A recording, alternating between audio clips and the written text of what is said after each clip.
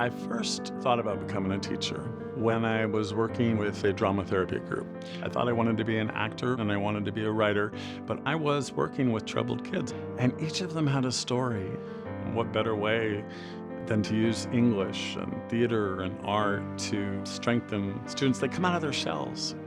I would have never thought that I could pursue performing arts because I'm a very anxious person.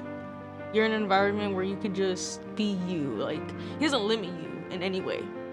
He inspires me by letting me show my true colors and what I was going through, to honor that through theater, to honor that through how I perceive the world, because the world is our stage. I dig back into my days studying improv, and I actually use that in my classroom with my kids. Improv is a world of agreement, a world of adding on to what you're given. If either of us deny what the other has given us, the improv stops cold. In my classroom, if they're not interested in what I'm trying to do, that is a form of denial. It stops my teaching cold, it stops their learning cold. Once my kids connect with me and realize I'm open to any direction, the denial disappears.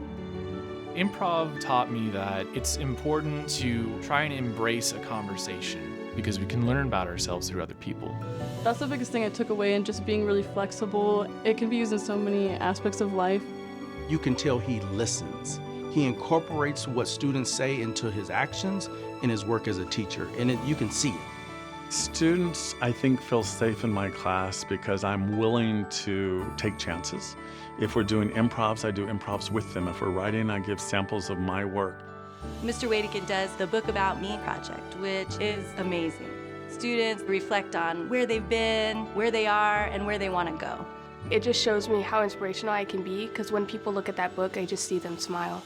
I challenge my students, what is a book? It can be anything you want. I once had a student who said, so I can bring a giant tree in the classroom and hang my writing and pictures on it? I said, yes. And that's exactly what she did.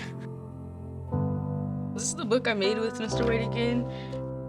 My whole life is in here. It's always going to be like a part of me. The power of memoirs, looking at questions they have about themselves and finding their own answers. That's what the Book About Me is. I hear students even now on social media say they still have their book and what an impact that had on their life. It takes a bit of time for students to realize my classroom is actually a second chance. He tried so hard to work with me to help me graduate, and that was saying a lot because I was behind on a lot of credits. I got all my credits in. If it wasn't for Mr. Wadigan, I don't think I would have graduated. Seeing everything that he's doing right now brings me so much great joy to see that other students get to have what I have. And I'm very happy that he's happy.